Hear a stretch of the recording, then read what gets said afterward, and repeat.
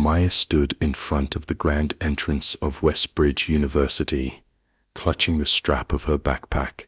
The towering stone buildings and pristine lawns exuded prestige, a testament to the school's long history of academic excellence. She had worked tirelessly to earn her place here, securing a full scholarship through her unparalleled mastery of mathematics. Yet, as she took her first steps onto the campus, she couldn't ignore the uneasy feeling settling in her chest. From the moment she arrived, Maya sensed the weight of judgment in the air. In the orientation hall, students formed small groups, chatting excitedly about their backgrounds. Many came from elite preparatory schools, their parents professors, scientists, or business magnates.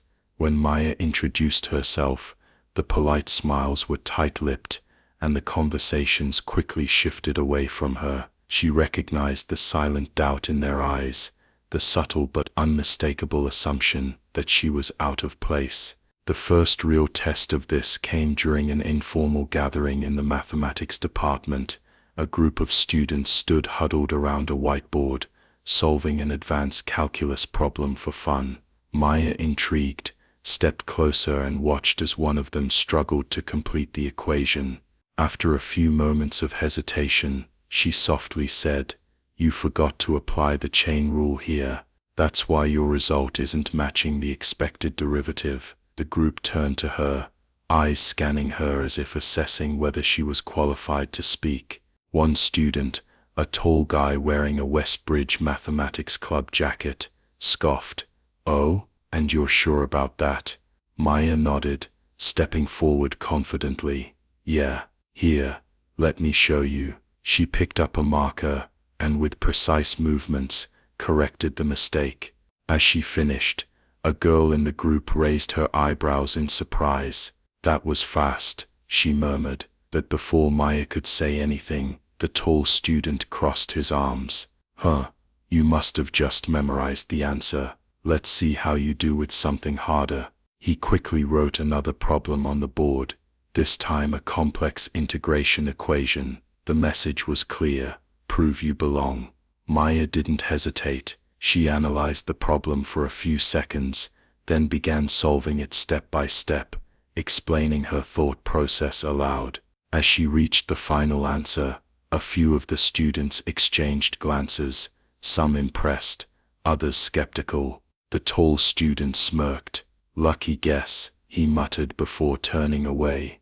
It wasn't just the students who made her feel unwelcome. The first day of classes reinforced the chilly reception. In advanced calculus, Maya took a seat near the front, eager to absorb every lesson. The professor, Dr. Whitmore, walked in, his presence commanding immediate silence. He was known as a mathematical purist, a man who valued intellect above all else, or so Maya had thought. As he scanned the room, his gaze lingered on her for a second longer than necessary. Then, with a small, almost imperceptible sigh, he began the lecture. Halfway through, he posed a question to the class, a deceptively simple problem meant to test their understanding of a foundational theorem. Maya raised her hand, but Dr. Whitmore ignored her, choosing instead to call on a male student who hesitated before offering an uncertain answer. Maya lowered her hand slowly, her stomach tightening. She knew the answer. She knew it before he even finished writing the question. Yet, she was being overlooked. At the end of the class, as students packed up their belongings, Maya approached Dr. Whitmore. "Professor, I just wanted to say I'm excited to be in your class. Calculus has always been my passion." He barely glanced at her as he placed his notes into his leather briefcase. "Is that so?" he said coolly. "It's a very demanding subject. You may find it more difficult than you expect." Maya blinked. "I've studied calculus extensively, sir. I've even worked on some real-world applications of." Dr. Whitmore closed his briefcase with a snap. "Memorizing formulas is different from understanding theory. Some students struggle to grasp that." He gave her a pointed look before turning away. Maya stood there for a moment, the implication clear. He had already decided she wasn't capable, that she had gotten into this school through luck, or some diversity initiative rather than merit. She took a deep breath, squaring her shoulders. Fine, she thought, if they wanted to underestimate her, let them. Soon enough, they'd see exactly who she was. Maya walked into the lecture hall, her notebook clutched tightly in her hands. The room was filled with murmuring students, most of them already settled into their usual seats. She ignored the skeptical glances thrown her way,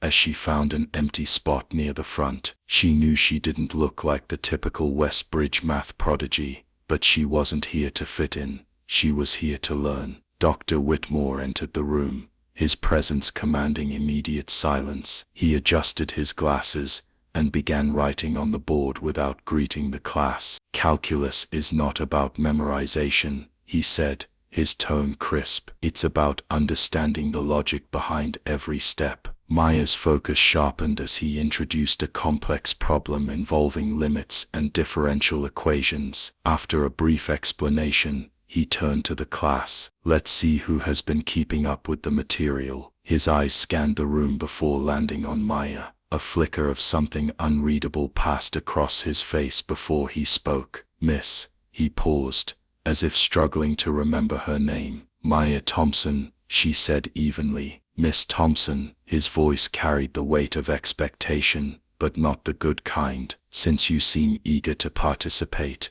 why don't you solve this problem? He gestured toward the board, where an intricate equation awaited. A few students exchanged smirks, anticipating her struggle. The problem was intentionally deceptive, designed to lead someone into making a common mistake. Maya recognized the trap immediately. She stood, walked to the board, and studied the equation for a moment. Then, with steady confidence, she picked up the chalk and began writing. Rather than following the usual method most students would attempt, Maya approached the problem from a different angle, simplifying the expression in a way that bypassed the common pitfalls. The room grew silent as she worked, each stroke of chalk precise and deliberate. Though within minutes, she reached the correct answer and underlined it. Stepping back, she turned to face Dr. Whitmore. That should be correct, she said, her voice steady. For a brief moment, there was silence. Students who had been expecting her to fail now looked at the board with confusion, some trying to understand what she had done,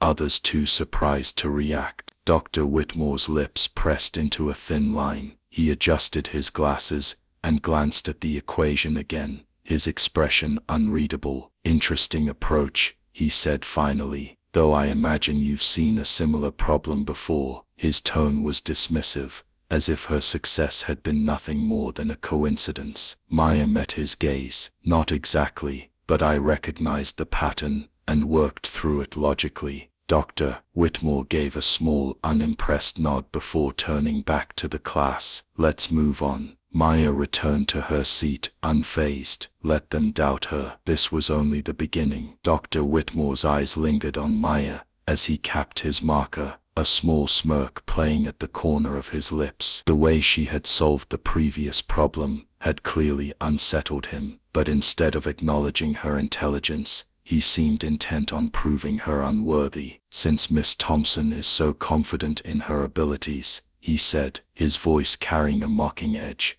let's see how she handles something more challenging. He turned back to the board and began writing an equation, long, convoluted, and intentionally intimidating. The murmurs started immediately. The problem was notoriously difficult, something even upper-year students would struggle with. A few students leaned toward each other, whispering, while others sat back in amusement, waiting for Maya to falter. Maya, however, remained composed. She stood up, walking toward the board with measured steps. She took a moment to study the equation, her eyes moving across the symbols and variables as she deconstructed the problem in her mind. Then, with quiet confidence, she began writing. Rather than following the traditional brute force approach that most would attempt, Maya took an unconventional path. She broke the equation into smaller, more manageable parts. Using an advanced technique, that few in the room had even encountered. Her hand moved smoothly, her reasoning so precise that by the time she reached the final step, the room had fallen into complete silence. She underlined the final answer and turned to face Dr. Whitmore. "That's the solution," she said evenly. For a moment, he didn't react. The students were equally stunned. Some were still trying to process what they had just witnessed. Others looked at each other in disbelief. Dr. Whitmore finally stepped forward, his expression unreadable. He examined her work, then straightened, clearing his throat. "An unconventional method," he said, his tone neutral, but carrying an undercurrent of condescension. "Though I suppose it works." A ripple of murmurs spread through the room. The meaning was clear. He refused to acknowledge that she had not only solved the problem, but had done so in a way that displayed brilliance beyond the typical approach. Maya met his gaze, unshaken. She could see it in his eyes. He wasn't impressed because he didn't want to be, but it didn't matter. She wasn't here to prove anything to him. Her work spoke for itself. The tension in the classroom was palpable. Maya had just solved the so-called impossible problem, yet instead of praise, Dr. Whitmore dismissed her method as merely unconventional. She had seen this tactic before, downplaying her intelligence, refusing to acknowledge her ability. She took a deep breath and spoke clearly. "Professor, if my approach was just luck, why don't we put it to the test?" A murmur rippled through the students. Dr. Whitmore's eyes narrowed. "And what exactly do you propose, Miss Thompson?" Maya stepped forward. "A challenge. We both solve a set of advanced calculus problems. Speed, accuracy, and clarity of explanation will decide the winner." She met his gaze directly. "Unless of course you think it's unnecessary." The class erupted in whispers. Dr. Whitmore's reputation as a brilliant mathematician was undisputed, but being challenged by a student, especially one he had openly doubted, was unexpected. For a moment, it seemed as if he would refuse, but then he smirked. "You're confident," he said. "Let's see if that confidence is warranted." He turned to the class. 3 problems, 1 neutral student to select them. The first to solve them correctly wins. Excitement crackled through the room. A student volunteered to choose the problems from the textbook, ensuring fairness. 2 large whiteboards were cleared. The first problem appeared, and the timer began. Dr. Whitmore started writing immediately, his years of experience guiding him. But Maya wasn't just keeping up. She was ahead. But her chalk moved fluidly, her reasoning sharp. By the time he reached the second-to-last step, she had already boxed her answer. Gasps echoed. "She's done," someone whispered. Dr. Whitmore hesitated, but forced himself to move on. The second problem began, and this time, Maya's speed was undeniable. She solved it with stunning efficiency, breaking complex expressions down effortlessly. By the third problem, the outcome was clear. Dr. Whitmore finished moments after her, but it wasn't just the speed. Maya explained each solution with clarity, walking through concepts in a way that made even the most difficult parts seem simple. The class sat in stunned silence. For the first time, Dr. Whitmore had no quick dismissal, no patronizing remark. Maya had beaten him at his own game, and there was no denying it. News of Maya's victory over Dr. Whitmore spread quickly across the mathematics department. Students who had once dismissed her now spoke of her with admiration,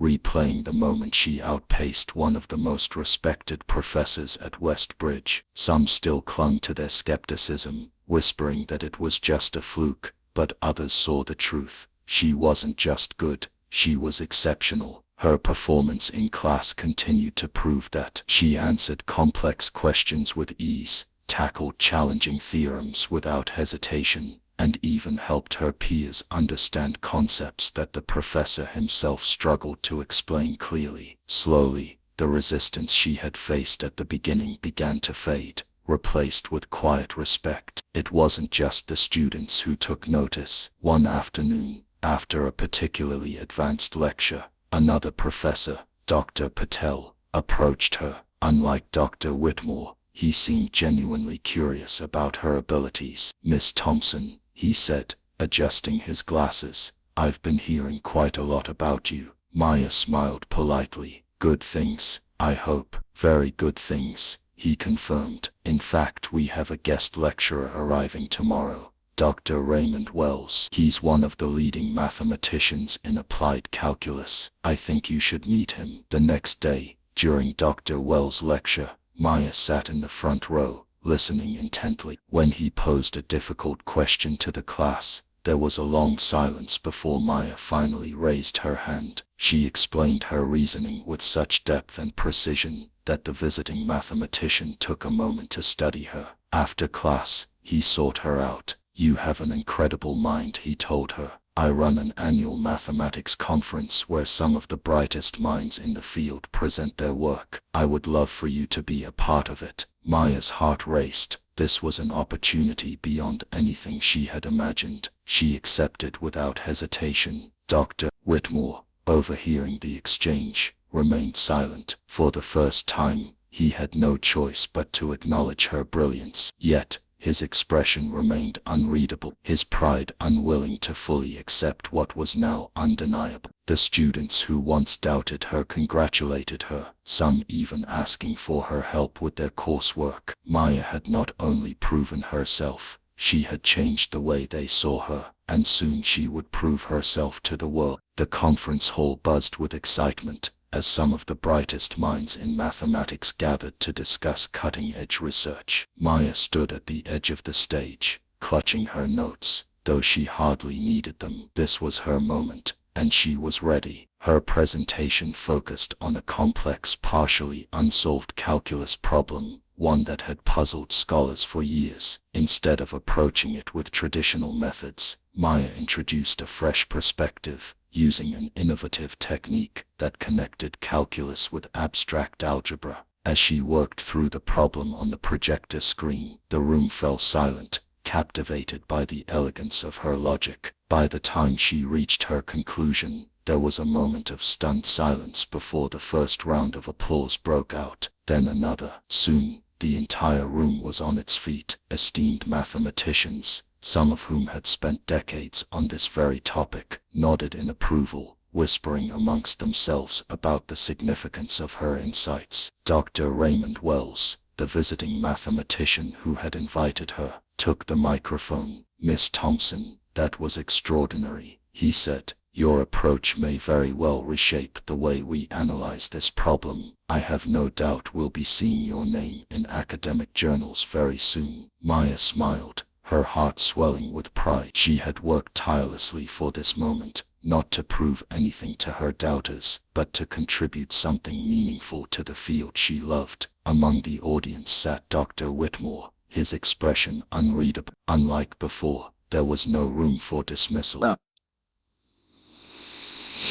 No way to brush off her success as luck or coincidence. She had surpassed even his expectations, and now the entire academic world knew it. Slowly, he stood, giving a small but reluctant nod of acknowledgement. It wasn't an apology, nor was it admiration, but it was acceptance. Acceptance that she was his intellectual equal, if not his superior. Back at Westbridge, Maya's reputation soared. Students who once doubted her now sought her guidance, and professors who had overlooked her now treated her with respect. But for Maya, the greatest victory wasn't the recognition, it was the knowledge that she had paved the way for others like her. She had proven once and for all that true talent transcends prejudice.